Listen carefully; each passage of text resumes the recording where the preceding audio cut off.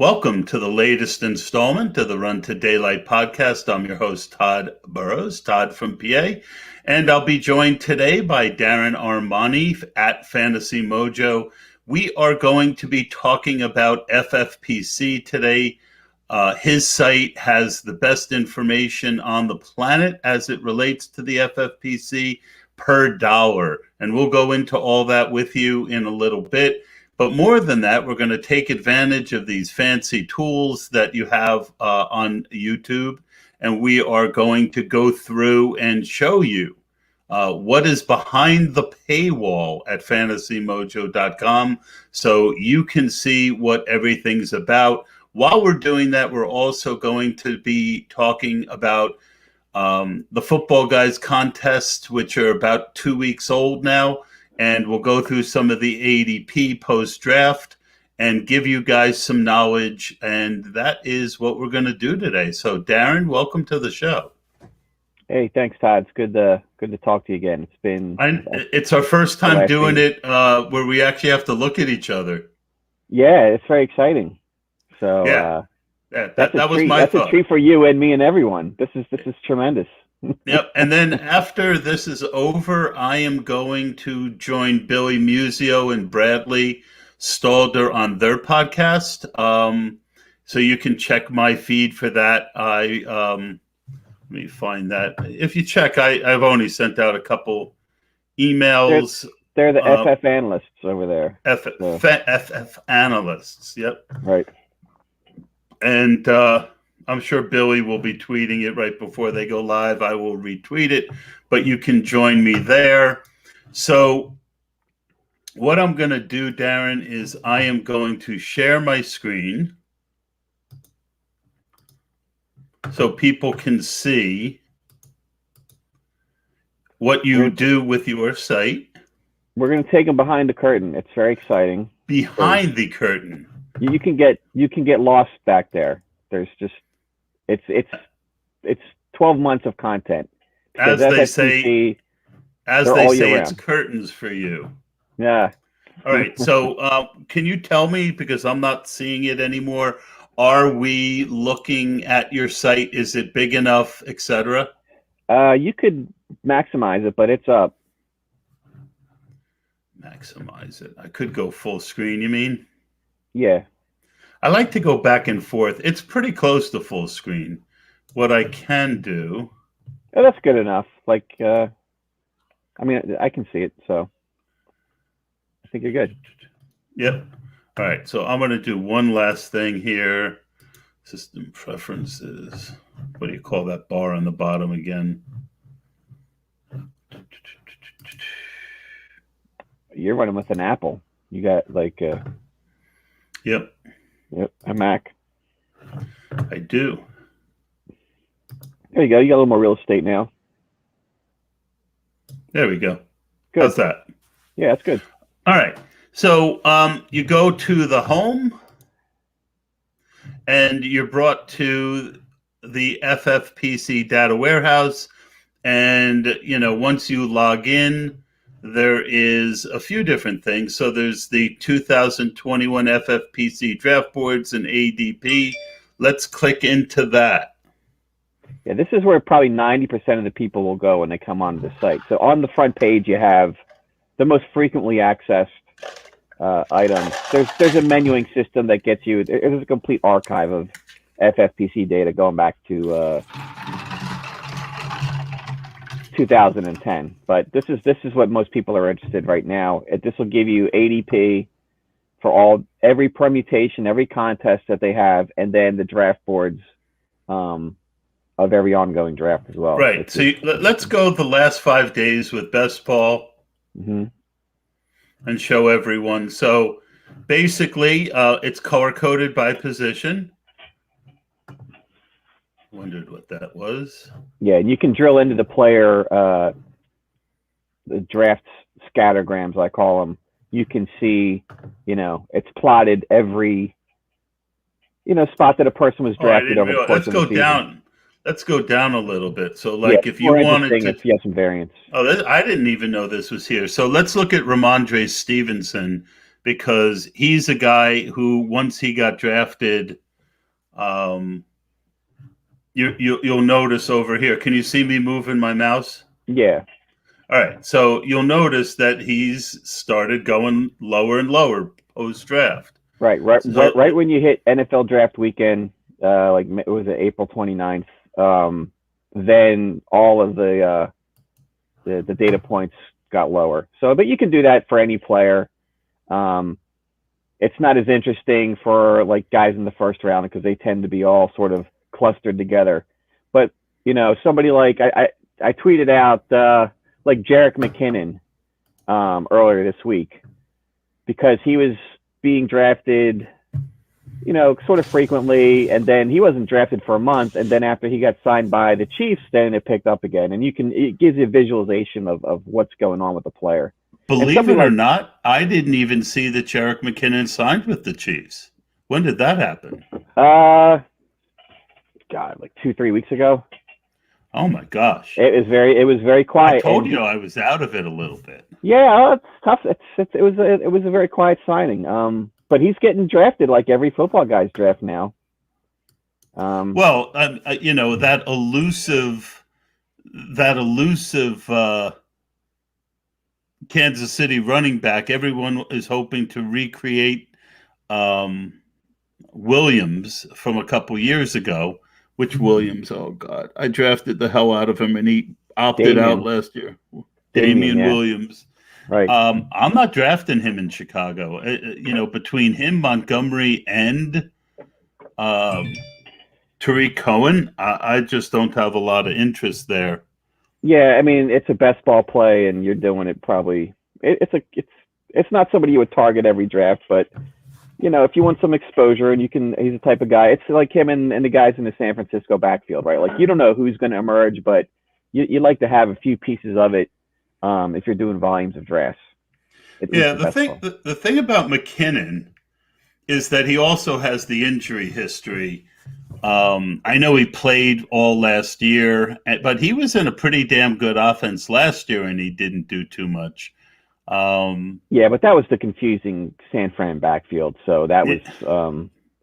I get it. I think that CEH has actually ended up at a. Well, we'll get to that. Let's not get too ahead of ourselves. But it is coded by position, and it is coded by. So you can sort by the player, by overall, and this year I added like a rookie label to it. So a lot of people are interested in. They just want to zero in, where are the rookies going, and that's helpful, especially in the rookie drafts. But I'm telling you, if you're doing FFPC rookie drafts and you didn't have my site, I don't know what to tell you. I didn't do you any justice, Darren. The first thing we should talk about is the price of your site.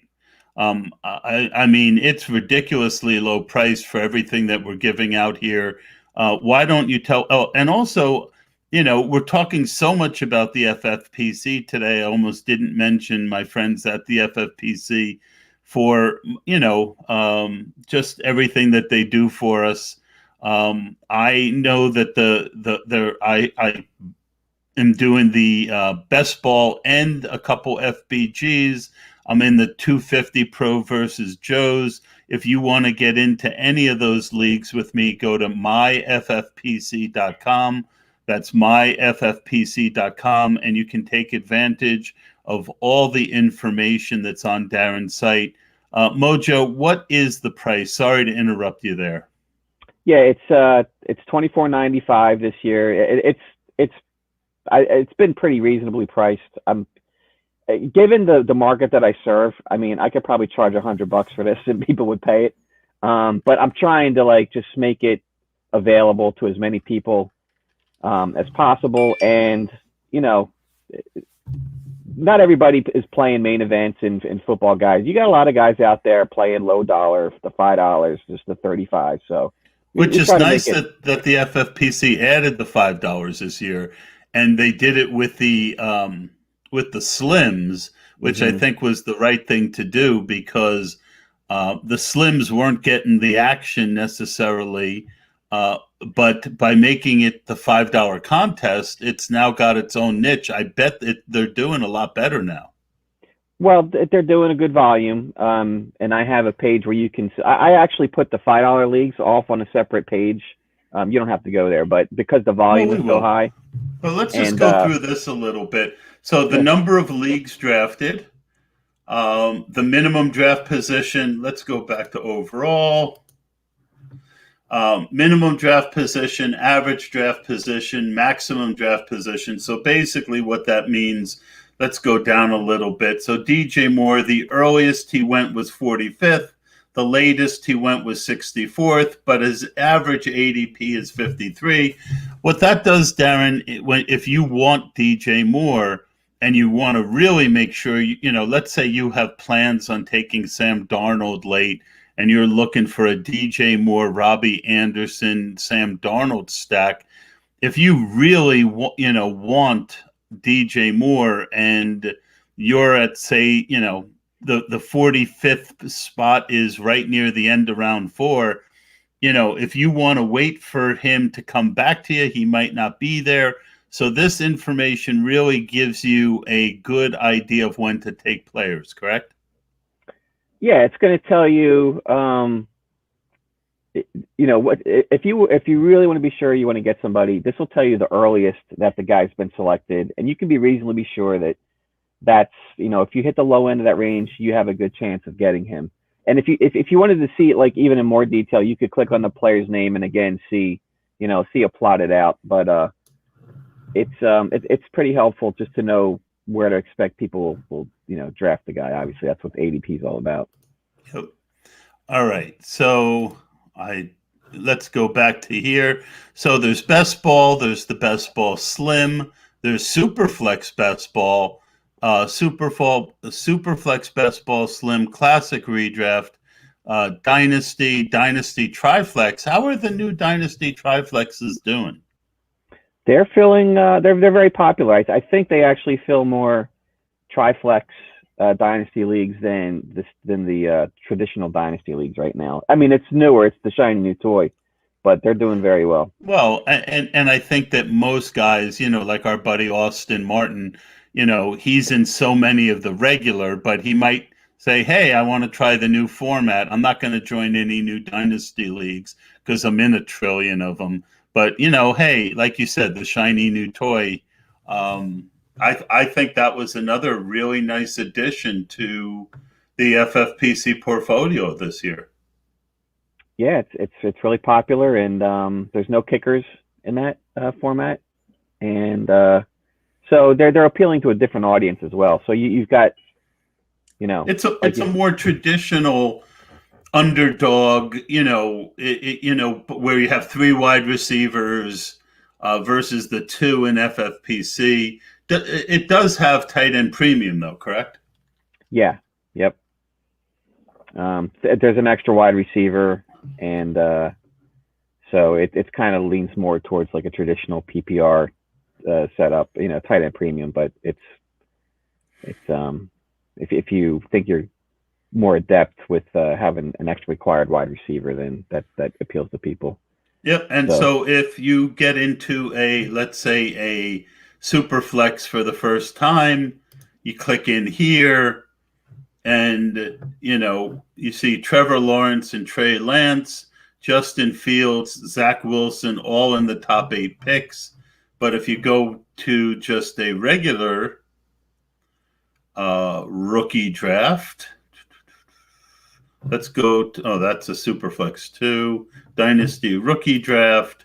You go to a regular Dynasty League, you don't see the first quarterback until number 12. Right. And you're looking at the rookie draft right there. You're not looking at the Dynasty startup. So we have, it's all permutations. You've got your startup Dynasty drafts, and this is a startup, this is a Dynasty rookie draft. Correct. So this is just based on 7 rounds. Yep, but again, it just shows you the difference in Superflex.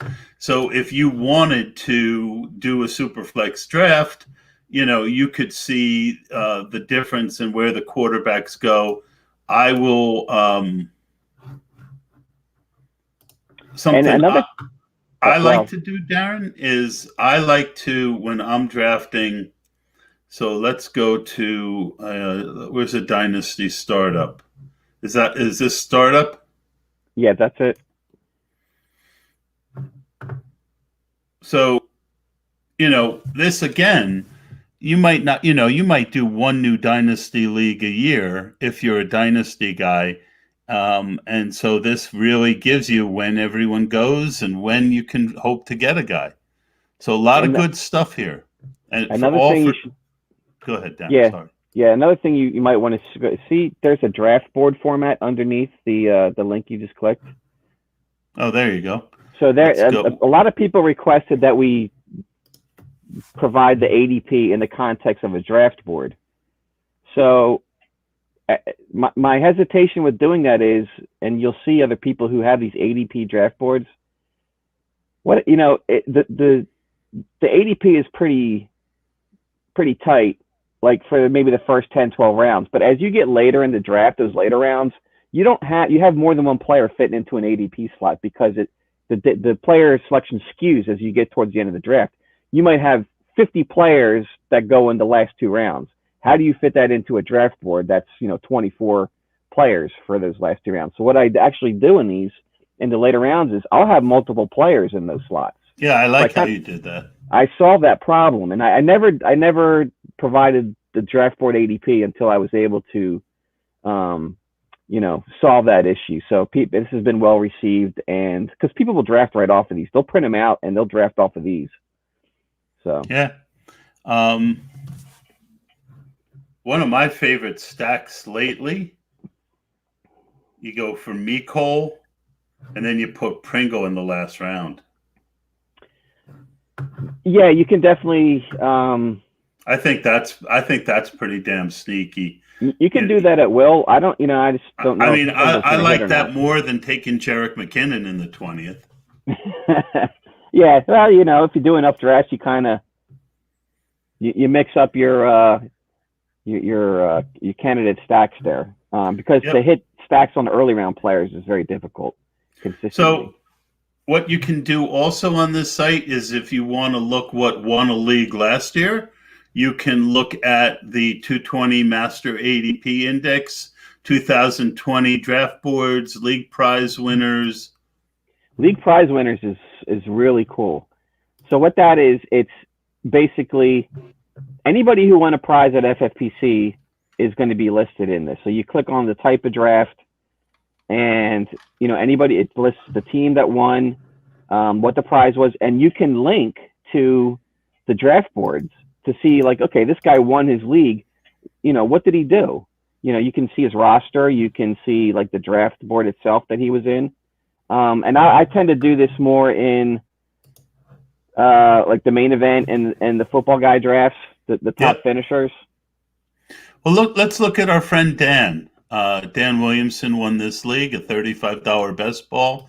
And you can go to the draft board and you can see that the Shiva, who was some good players that were in this, Wheeler was in this, a few other people. Mongoose is pretty popular. He went A.J. Brown in the first, Kittle in the second, and still won. James Conner in the third. How the hell did he win this? Drake in the... this must have been early. He must have hit later rounds with... Yep. We got Jonathan Taylor in the sixth, Swift in the fifth. Let's see.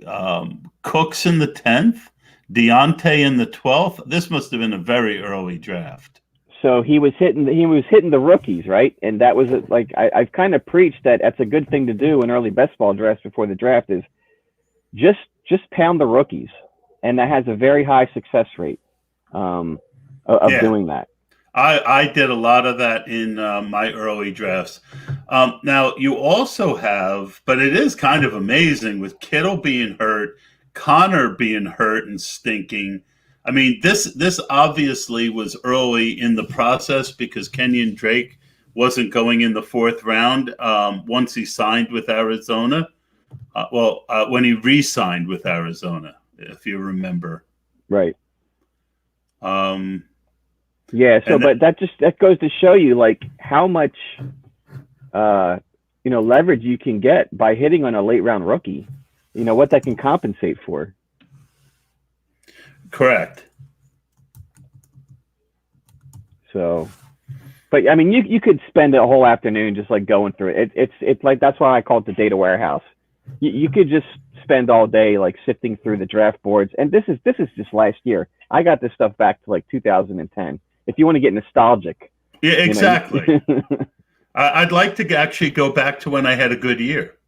Which, it goes in cycles. The last 2 years with the divorce were not good years. Okay, so there's more than one page here. Yeah, so there's tons of these classic leagues. You may be looking for something very specific usually when you get into these. But the other cool thing is, like, if you sort by team name, like you can pick up on, like, if there's notable players, you can kind of pick up on what their draft strategies are by, you could go in here, let me sort on the team name, look for all the leagues that, like, Mongooses is probably going to be listed in there quite a few times. And, a lot of players will tend to have a similar approach to draft. How they draft. Yeah. Yeah, like this year in all the early drafts, I was taking one stud quarterback, one stud running back in the first 2 or 3 rounds. And then I was taking a lot of shots on running back late and really loading up on the other positions, where now I feel like there's not a lot of really great late guys that I'm interested in. I'm less interested in that strategy. And if it works, and the big thing for me right now, here, let's go back. Yeah, there you go. Let's go back to draft boards, April drafts. Let me find a number. No, actually, that's not what I want to do. Let's go here and go to where's the ADP? This is ADP, correct? Right. There's draft boards up top, and you got ADP below it. So you want to see an actual board, or best ball? Let's look at the last 5 days. So you see, this big portion of, yeah, you can see how the positions sort of flow. Correct. So I'm, okay, just quickly going through this. In the second round, I like Eckler. Aaron Jones is okay. Chubb is okay. Swift is okay. I'm not crazy about Gibson there. Mixon is good there. Najee is good there. So, I mean, I don't mind coming out of this period here. If you're, picking 4 to 8, you have a good, where Diggs is okay. Adam, I don't think there's a huge difference between Diggs and Hopkins and Mixon and Swift fantasy points by the end of the year. But you go down a few rounds, and now you're looking at Mike Davis or Deontay and Higgins. I mean, to me, there's a big difference there. Chase Edmonds versus some of these wide receivers. So I'm much more likely lately to want to get my 2 running backs early and then really load up on the other positions and not hit running back again until the 10th, 11th round. What's been your strategy post-draft? Well, yeah, you're right. I mean, running back has been very top heavy. Once you get past the 302 pick, then it gets very ambiguous. Like, you'll finish with them. That's where you get to see CEH and Miles Sanders. And then it's kind of a wasteland for a while. And then once you get like to the 8th, 9th round, then that's where you start to see like Tony Pollard, AJ Dillon. That's a lot of the people doing 0 RB or modified 0 RB are, they're grabbing one stud and then they wait till like the 8th, 9th round, and then they just pick off like 4 or 5 running backs, Right. And that's what I was doing early. But the reason I was doing it early if you look at like Trey Sermon, I was drafting some Trey Sermon in here, and now he's here. Right. If you look at, back to your point on the rookies, Michael Carter, again, right? Now that we know he landed in a good spot, so the time to draft these rookie running backs was earlier. Yep. And you're seeing like Jeffrey Wilson dropping a lot because of, so there are some winners and there's losers. Gainwell didn't end up in a great spot and didn't have great draft capital. So he's actually falling lately. A guy I've been drafting a decent amount of lately, when I skip to, if I get 2 running backs early and then I'm not touching them for a while, a guy that I have been taking lately is Rashad Penny. And you're not seeing him really move at all.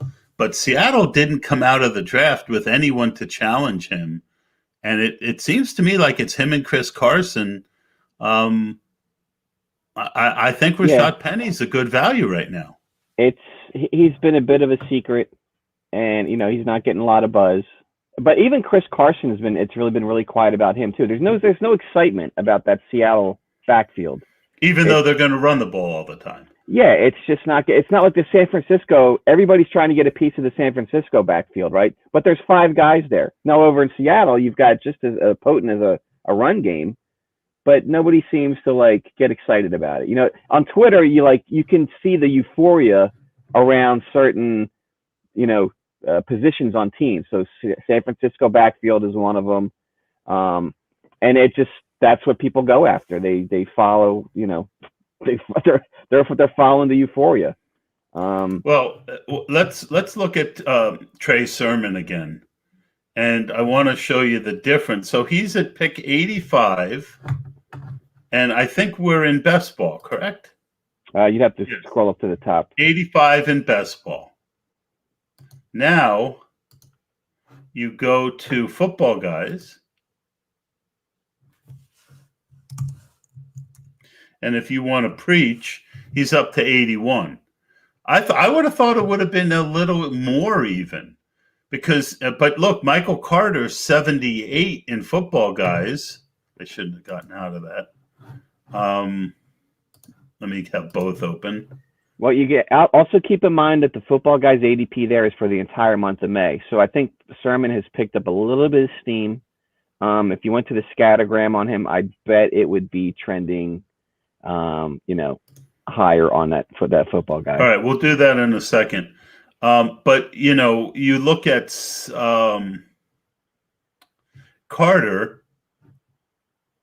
Carter's 93 in best ball. So it didn't work with Sermon, but it did in. Yeah, that's because the Jet backfield is a wasteland, right? Well, so there's 4 guys, but guys trying even hard because it's a tournament. My point that I was trying to make was because it's a tournament, people reach a lot more. Right. They're targeting guys. So they're targeting guys, and they really want them. And so you see Michael Carter at 78 in the Football Guys, and you see him 93 in best ball. And you can take advantage of that because, when one guy is going up, another guy is going down. So Robbie Anderson is Debo's 83 here. Debo's a guy I like, 91 in best ball. He's not one who's going up, but you will find that it is different in the Football Guys tournaments. You find a lot more what I call like bounty hunting, where these guys who all draft against each other all the time, who want their guy. And I think that the Football Guys, at times you need to move up, but at times you just need to scoop value too. It depends, everybody has a different approach, but the way I look at it is best ball is like you're playing a game of chess, right? It's a little bit more controlled. There's the moves are more well defined. Football Guys is like a game of dodgeball. You get 12 maniacs in a draft room. They're going for stacks. They're going for what can get me, 500K. So Exactly. they're trying to put. That was my point. Yeah, they're going for specific players, and quite honestly, they don't care what the price is sometimes. They'll target somebody and they're going to get them. They're not looking for, I want my portfolio to be, well distributed. If there's a player they believe in, they're going for that guy in every draft that they can get him. Like if you look at,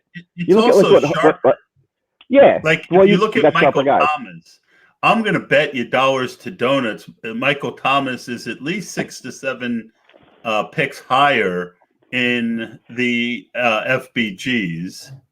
Yeah, he went in the first round. He's already gone in the first round multiple times in the Football Guys. Oh, wow. Look, 29th overall, but he's gone as high as 10th. That makes no sense to me. But again, it's a very short window right now for Football Guys. Right. Not a lot, only 36 drafts. Let's see. Joe Mixon's 20th here, and in best ball, he's 20th. That's it. Am I doing that right? Yeah, I guess I am. Yeah. So yesterday you made a post. So let's talk about bye weeks a little bit. You made a post that yesterday Dalvin Cook went 1-1 instead of Christian McCaffrey. Why don't you talk about that a little bit? Right. So, but before the NFL schedule was released, Christian McCaffrey had gone number 1 in every draft except one in the Football Guys. Suddenly the schedule comes out. They see that he's got the same bye week as last year, week 13, which in the Football Guys tournament is the first week of the league playoffs. So if you draft Christian McCaffrey, you're not going to have him. You could get bounced in the first week of the league playoffs. Now, ultimately, people are... Which is the more important week, because if you get bounced in that week, you don't make any money. If you get bounced in the second week, you still get $500. Right. So it wasn't really it wasn't a shock to me that somebody passed on him as the number 1 pick and took Dalvin instead. So McCaffrey fell to 2. Now, if you've been looking at the Football Guys draft boards, the other interesting thing I noticed was the guys who drafted McCaffrey first, they very often would draft McCaffrey and then hit wide receivers and then fall back to a running back in the 6th, 7th round, because they felt like they had such an advantage with McCaffrey that they could now defer running back. But now you're screwed if you do that, because you got no running back if you try to pull off that maneuver when it comes to the playoffs. So you need to now sort of mix in some running backs, I think, closer to the first round after you draft McCaffrey. Yeah, I think that a little bit of this is overthinking it, because really, if you're in this tournament to win your league and get that money, I think you're missing the point. I think that's nice to have, not need to have. If you're first or second after 11 weeks, you're in the big dance. Right. What happens in week 13 and 14 is the difference between, 1,500, 500, or 0. But if your goal is to, if you're in Football Guys, you're trying to win the big prize, because if you're playing it to win your league, you might as well be in a classic league, right? The competition isn't as good. The and the rake is much less. The Football Guys is a tournament that's heavily weighted towards finishing in the top 5 or 6 overall. Right. To be able to have, you have to finish in the top 100 to be profitable. If you do 50 of those things, you're going to need a couple teams in the top 100 to really make money. Wouldn't you agree? I mean, if you truly only care about the big score, yeah. But to give up the $1,500 that you get for winning your league prize, that's not chump change. I mean, No, especially if you're doing 70 my leagues. My point is, if you're doing 15 or 20 football guys, right?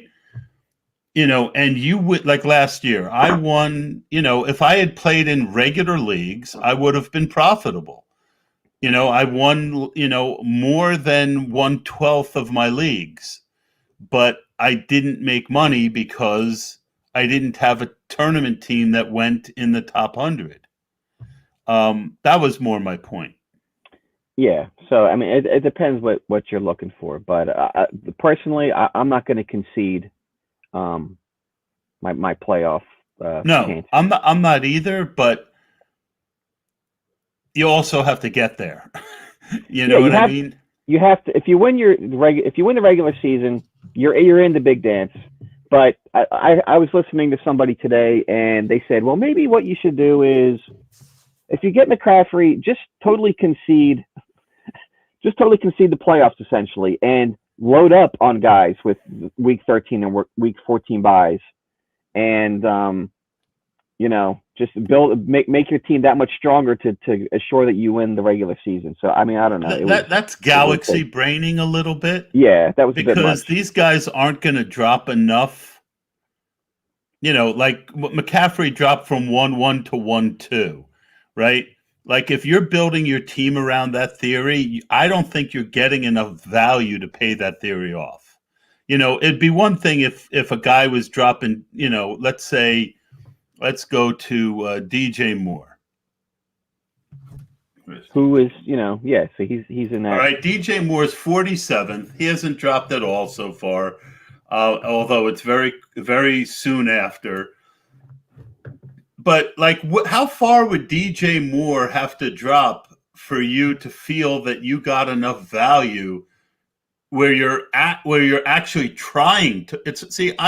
I get using the bye weeks at the end as a tiebreaker, right? Like, if you like DJ Moore and you like Julio Jones around the same, and their ADPs around the same, and you're on the clock and you're only doing 3 or 4 football guys, I can see taking Julio over DJ Moore because of the week 13 bye.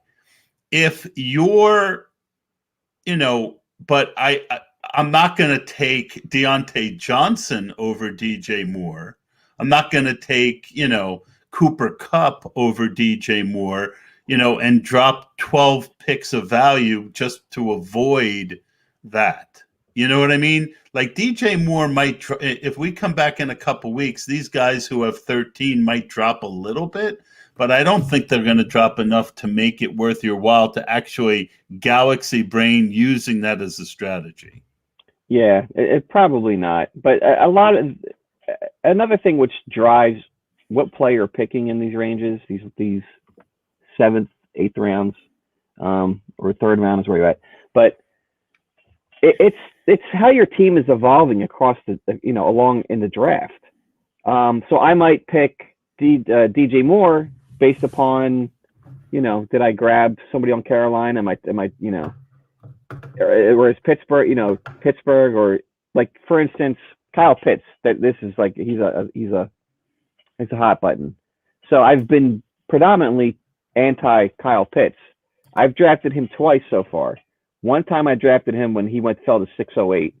And then in another draft, I did draft him in the 4th round, but that was because I had acquired Calvin Ridley in the previous round. So then I was trying to get a stack there. So, there's just so many variables that come into your decision making when selecting a player. One other thing, I agree. I think it's a great tiebreaker, right? If you're sitting there again, what's another good? If you like Hopkins and AJ Brown about the same, and you're going to decide between those two guys, and AJ Brown has a week 13 bye, and you want to say, well, I now want, I like AJ Brown more than DeAndre Hopkins, but now that I'm looking and they're right there next to each other, I could see taking Hopkins over Brown as a tiebreaker, but I'm certainly not going to take, DJ Metcalf over AJ Brown because AJ Brown has a week 13 bye. That's kind of my viewpoint on it. The other thing I was bouncing back and forth here on, Darren, is, quarterbacks have been going way earlier this year in best ball than in the past. And you see 28, 36, 44, 48, and 51. You go over to the FBGs and it's 32, 42, 51, 55, and 60. So pretty much the quarterbacks are going about 8 to 9 picks later in football, guys, than they are in best ball. Any thoughts on that? Yeah, they're definitely, the value is depressed in football guys, and people almost don't even care about them. Like, I've seen many drafts, people wait to the 15th, 16th round to grab their quarterback. It's all about loading up on, getting the dart throws, getting a quarterback likely is not going to be a league winner for you, unless you get him really late, like Josh Allen was last year. But people are loading up on the lottery picks, and with you only need, in best ball, you need to have at least 2, optimally 3 quarterbacks. So there's more demand for them. I agree. Football guys, I think that's the right answer. I think that's the right answer. Yeah, you only need. I personally don't feel compelled to come out of a football guy's draft with more than one quarterback, especially now when you've got that waiver run at the beginning of the season, and you can agree totally. It's like horde lottery tickets, and then let it evolve over the summer, and then you got 2 waiver runs before. Well, and you look at one of the more popular guys, that I've seen so far. Trey Lance at 185, best ball 128. All right. Right. So best ball, but the difference is that Trey Lance is most likely not going to start the season. So if you're drafting Trey Lance at 185 in a 20-round draft, you're basically saying, I wasn't going to say this right. What I'm trying to say is, very likely, if Jimmy Garoppolo starts the first 3 weeks, Trey Lance is going to be cut. From the team. If you're drafting him as your second quarterback, hoping to catch lightning in the bottle out of the gate, there's a very good chance that he is going to be on the waiver wire, and you wasted that pick. Right. Yeah. So some guy like that, it's probably like if I have seen some drafts where like they went Trey Lance, Justin Fields. I actually don't hate that. Because, Fields has a much better chance of start. Who was it? Oh, I think Billy did that. Billy Musio. No, it was Guilds. It was Guilds who did it. Well, usually Guilds is drafting Tyler Higbee. But the rest of his team was really good. Yeah. But these guys have a strategy, and they just don't value the quarterback position in some cases, which I don't have a problem with. Now, if you think back to last year, what happened? These guys, they loaded up on lottery picks. They didn't care about quarterback. And then what happened the first 2 waiver runs? The smart, high-volume players, and you know who I'm talking about. I don't want to call them out by name. They went out and they bid heavy on James Robinson across the board. So even if they whiffed in all these drafts, they basically got a league winner in that first waiver run because they've been through this so many times. They know how this game works. Yep. And that was something I didn't do last year. I wanted to keep my money because of COVID, figuring that, whoever had money late might be in a better position. And it didn't work out that way. And you live and you learn. Last thing I want to talk about, Darren, is you are the guy who puts together the pros versus the Joes. Why don't you tell me about where you're at in that process and what we can expect from 2021 pros versus Joes?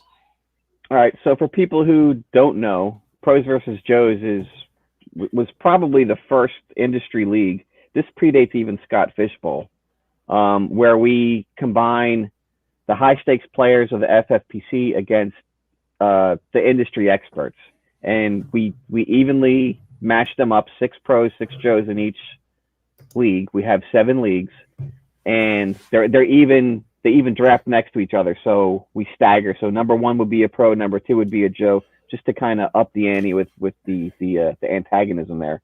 But they're best ball leagues, and we'll have 7 of those leagues. Just the biggest names in the industry competing against the FFPC Joes. Now, to be a Joe, it's selection by lottery. You have to have signed up for an FFPC main event team prior to the early bird special ending, which is May 31st. And then all those guys who sign up there, they'll pick names. I don't pick the Joes. People say, hey, how come I didn't get in it? I have nothing to do with picking the Joes. I pick the industry guys. But then I assemble the leagues, and then we have, over the course of 2 weeks, we'll have 3 drafts per week where it's in the best ball slim format. Now, the cool thing is, if you win this league, you get a free entry into a 2022 FFPC main event. So that's like a $2,000 prize. It doesn't cost you nothing to get. When I first started podcasting and trying to be somebody in this industry, the pros versus Joes was like a career goal for me. And I managed to get in a couple years ago, and you've been gracious enough to keep inviting me back. And my worst team every year seems to be my pros versus Joes team. I have had like I joked on Twitter. I mean, literally every year. I mean, the one year I drafted David Johnson 1-1 over Christian McCaffrey. I mean, I deserved to lose.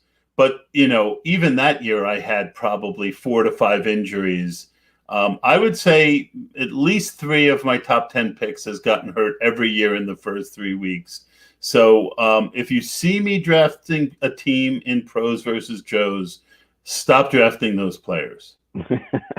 You're a little superstitious on that, but we're drafting in July, even before training camps open. So it's it's luck of the draw in many cases.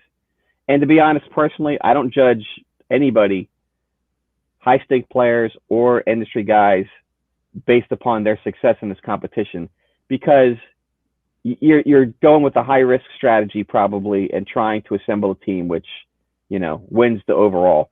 Hence David Johnson 1-1. Right. So you're first or you're last, and that's the theme for this year. It's the Ricky Bobby Talladega Nights.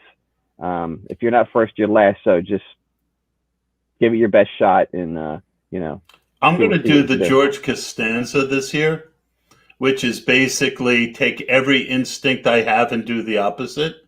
That's how I plan to draft my pros versus Joe's team. Darren, at Fantasy Mojo, always love having you on. I'm really glad that we were able to go through your website and give people kind of a look behind the curtain. You can go to fantasymojo.com, and for $24.95 for the full season, you get a whole year, best ball season long. If you're going to play on the FFPC, it's kind of the Bible. Every single one of the really important players on the FFPC manage Darren's site. And if you use the code Todd from PA, you get absolutely nothing. But for $24.95, it's still worth it. Darren, any last words? And again, as always, thank you for coming on the pod. Yeah, it was good talking to you, Todd. And I really don't solicit people to subscribe, because I think it's almost like it's an insider's thing for if you play FFPC. I've never really seen you promoted heavily. No. But it's just my nature as a longtime salesman, and I like you a lot, and I think you deserve, you deserve to have this episode where people get to really see behind the curtain of everything you do there. All right. I appreciate that, Todd. Yep, no worries. All right, that's Darren Armani at Fantasy Mojo on Twitter. I'm Todd from PA. I'm going to be taking next week off. We have the third Hardway draft. Looks like it's going to be June 18th. I just have to finalize it over with our folks at the FFPC. All your favorites will be back. Nelson Sousa, Dave Hubbard, Hilo, Noah Rudell, Fantasy Mojo, Dan Williamson, Scoundrel, Austin Martin. Just a really tough field. And we'll have probably 5 or 6 of the guys on the pod again this year. And this year we get to see how ugly we all are while we're drafting. So maybe we won't have 5 or 6 this year. But Darren, thank you very much. And that'll do it. We'll see you guys soon. All right. See you, Todd.